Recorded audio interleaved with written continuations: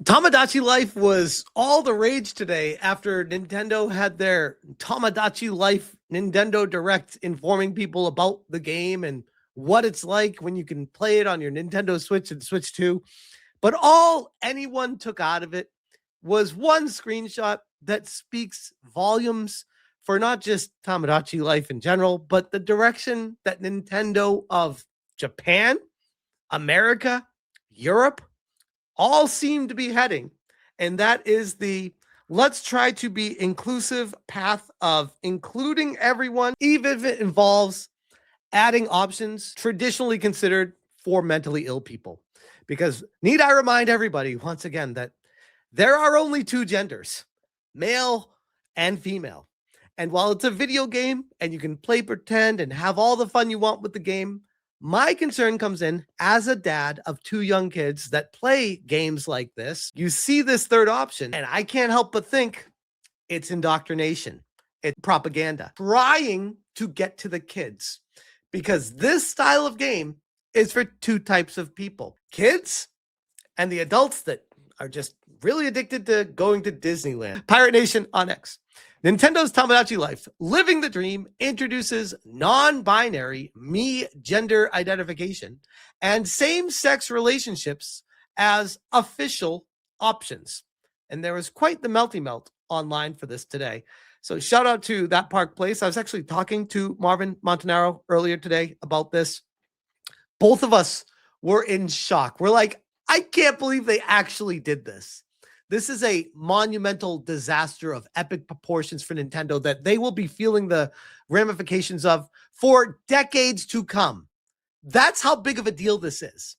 People might think it's some innocuous thing. It's like, no, this signals the direction of where Nintendo is going to everyone. Where Nintendo used to be like a family-friendly console, now no longer. You see stuff like this as a parent, I'm out.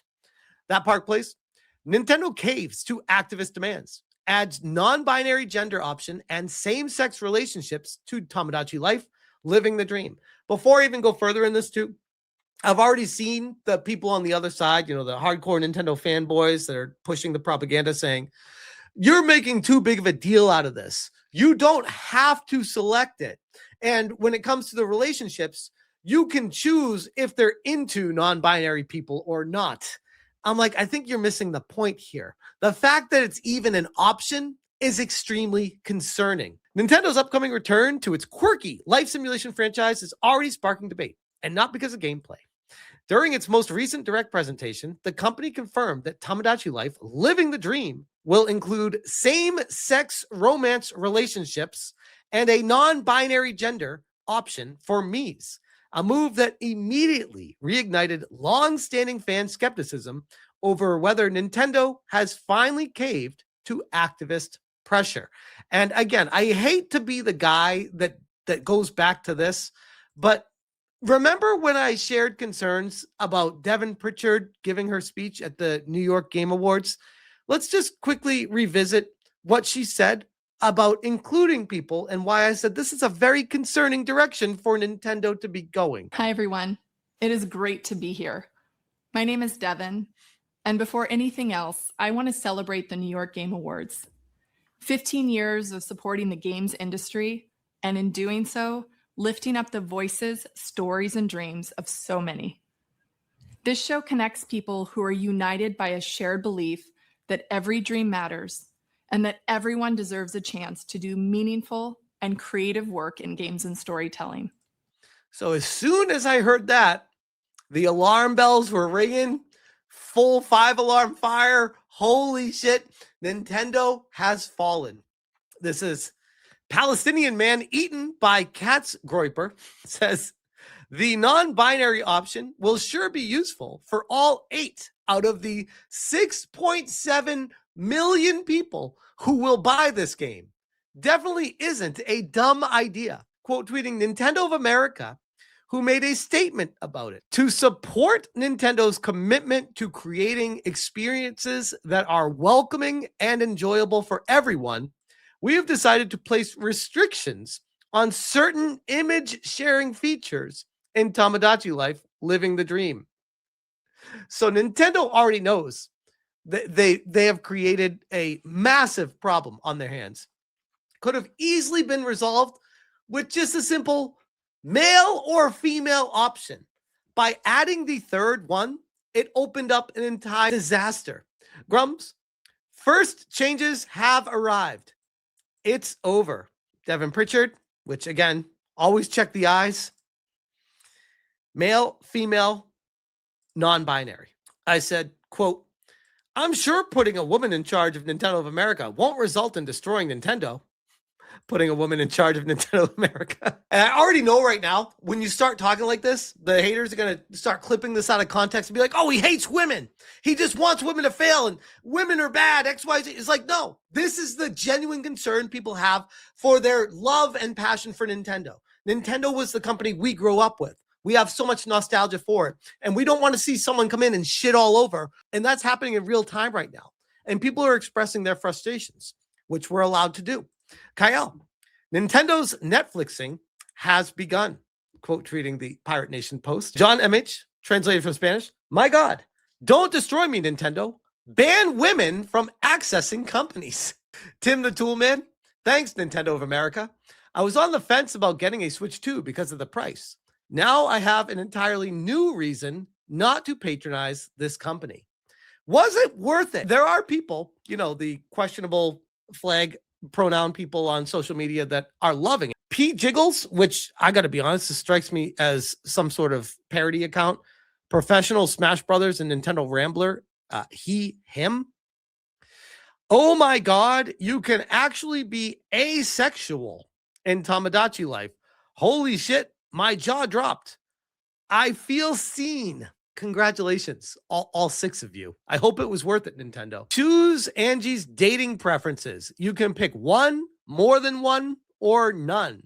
So I think people would have been fine with the gay relationships. I think that's generally accepted in a game like this, in a simulation game, where it's like, hey, I don't want my character to be gay. You don't make him gay. Fine, totally acceptable.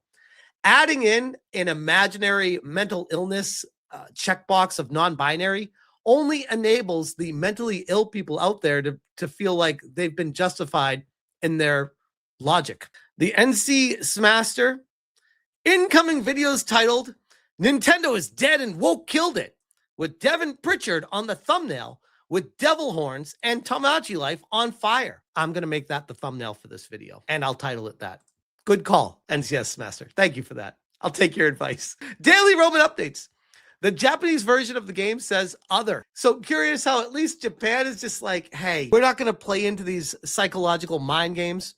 We're just going to appease the crazies out there and just say, sure, you don't fall into a category of male, female. We'll just say other. Like, we don't care about that. The other. You're one of those people. Nintendo of America. Again, this is where Devin Pritchard comes in. Non-binary. And miss me with this happened before she took the helm there. Do you think that this was not something that came across her desk that she didn't have any kind of authority on? Give me a break. This is the kind of stuff that sets the direction of your entire organization. She knew. There is no doubt in my mind. Absolutely knew what was happening and enabled this. Based off her speech, doesn't surprise me one bit. No room for wokeness. Tomodachi Life, Living the Dream features non-binary option and same-sex relationships. The game is rated PEGI 3. Non-binary. Rated for 3 years old and up. Again, as a parent, it is extremely concerning. This is how you get around the ESRB and make it seem like, oh no, it's fine for kids. It's a totally okay game for the kids. And then they do this kind of indoctrination and propaganda in the game. It's disturbing. Like legitimately. Severus Judd, put a chick in it and make her lame and gay. So there are Nintendo fanatics and fanboys running with this. They're so excited about it. And I got to be honest, it's a little bit concerning, especially some of the things that I've seen out there, like this one from Andre Seegers, the founder of Game Explain. I said, get them while they're young. Disturbing reaction, Andre, who untagged himself, by the way. And he said, shout out to non-binary option and for highlighting it. That's what are you trying to say, bro? That's a little bit weird. That's a little bit weird that's what you took out of it. That's what you're most excited about. Bob Wolf, quote, dating preferences. This is, again, these are the Nintendo fanboys that try to pretend that they're not political. I'll let you guys in on a little secret. They all are. And shit like this exposes all their asses. Dating preferences. You can literally uncheck that you don't want to date non-binary people. What more could you want? I don't know, a game that doesn't pander to the mentally ill, especially when it's marketed to kids? I know as a dad, that's a crazy thing to say, but for someone that trusted Nintendo with the games, with the kids, after seeing this, I am going to question every game forever in the future. Unless Nintendo actually makes a statement, apologizing and saying that this is not a direction they meant to go in and accepting an error of their ways. Don't hold your breath on that one, though. Daytona, USA, being LGBT is political, and it should be treated as such and banned. Again, miss me with the, oh, it's not political. It's just an option to be seen. No, this is politics being injected into the game. This reminds me of, like, imagine if Nintendo in 1985 came out with a Super Mario Brothers game and it looked like this. I said, Nintendo, if activists took over in 1985. Mario Brothers, 1-player game, 2-player game, 3 non-binary character game. I know it's tongue in cheek, but it's literally the same thing as what they're doing right now. Why are you adding this into the game? There's no reason for it. Camomilla, GG, translated from Portuguese. They censored Dispatch, which is an adult game with nudity and swearing, to shove in some made-up fantasy nonsense that makes no sense in a game meant for kids. If the Japanese act like sheep and accept this, then it's truly over. The internet had a combined meltdown. Everyone, to a T, that I was seeing was like, bro, like, I usually don't involve myself on these kind of topics. I saw everyone diving into this today being like, what the fuck is Nintendo doing with this? Everyone, save for the crazies out there. Cabrutus says, be Nintendo. Nominate a woman as CEO for the first time ever. Less than a month later, non-binary. And look at this. They added a community note. Readers added context. There is no new CEO, only a COO. She's the president of Nintendo of America. So what the wokies do is they try really hard to get community notes on people because they hate when people have a viral tweet because they can get like ad revenue from that. So if you get a community note attached to it, it deletes all the ad revenue from it. Even if they like make a slight mistake. Woman is CEO. She's president of Nintendo of America. Like, holy shit, it doesn't make a difference. It's still, she's the head of a Nintendo of America. The point still stands of what he's saying. It doesn't need a community note for this. But anyway, Black Sage D, Nintendo fanboys need to be honest with themselves. Nintendo has officially become a, quote, current year company. And it's time to stop pretending like they aren't. Between this and the video game censorship spree they're on right now, they've become the new Sony. On top of the censorship for Dispatch and this game with the non-binary, how about this wild little factoid? And shout out to Madame Savvy because I saw her first talking about it as well. So I did some more research and found out that there's even more changes to the thumbnails. I said, no token black dude in the Japanese thumbnail, but they inserted one into Nintendo of America and Nintendo Australia. Laughing my ass off. This is why you don't play the representation game, because at the end of the day, it actually makes you look more racist, and you're going out of your way to force diversity by checking boxes. Localizers are the bane of the game industry. I just want to show you guys this real quick, briefly. Move myself to the side here. Take a look at the different thumbnails and notice the subtle differences. Top one, Nintendo of America, black dude near the center of it with a furry right in the middle too, and a jester falling down. You know the target audience that they're going for in America and going after the kids. They know what they're doing in America. Japan completely erased the black guy, put the furry in back, and put an old man falling down. No black representation in Japan. Weird. It's not racist when they do it though, right, guys? It's totally fine because it's marketing to their local areas or whatever. Mark, this is the funniest part about lefty lunatics. They will find excuses for why it's okay for Nintendo to do this because it justifies and reinforces their own thinking. And then you got Nintendo of Australia with the clown falling down and the black girl over here with the purple hair and the furry on the far left. I found it comical with the differences. And shout out again to Madam Savvy, who says, localization is such a lame thing. Imagine all the gatekeeping this could have done, since age gap is seen as taboo by the people who would be marketed to in the localized version. A jester, by the way, is a perfect representation for that. And I wonder if that was done out of spite. Marketing departments are such a joke. Translated from Japanese from Yukino-san.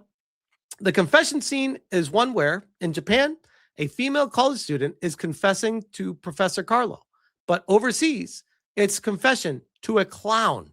So the way it's perceived feels different, and it's kind of funny. Yeah, just a bit. The entire situation is tragic. It really is. Being in full disclosure, being a full lifelong fan of Nintendo, and even going so far as to say a hardcore Nintendo fanboy years ago, to seeing what they've become now is heartbreaking.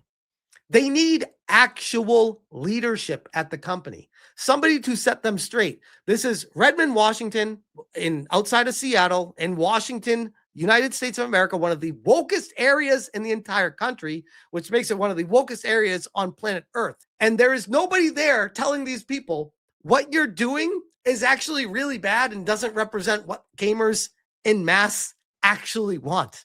What you're doing is pandering to a vocal minority of people and ultimately will end up destroying your company. And for somebody that loved your company, I hate to see that happen. But at this point, if you're not going to listen to the people telling you, they're just going to leave. They're going to go to other platforms. There are so many other options available now. Doing stuff like this, you are going to completely shoot yourself in the foot and lose your entire user base. And nobody's going to feel bad for you at the end of the day. You did it to yourself. But I'll leave that there.